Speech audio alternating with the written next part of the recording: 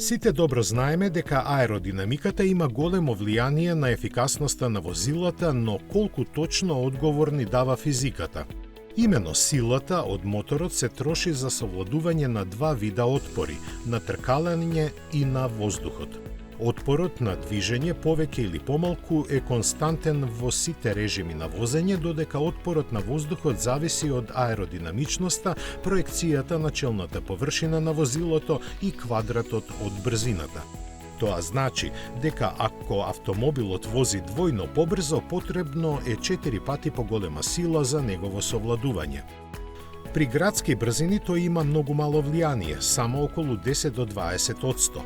Ефикасноста на возилото, односно потрошувачката, зависи од честите тргнувања и застанувања.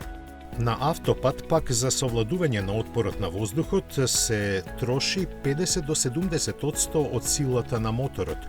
Колку брзината е поголема, толку повеќе кај модерните автомобили намалувањето на коефициентот на отпор на воздухот за 0,01 придонесува за 1 до 2% помала потрошувачка.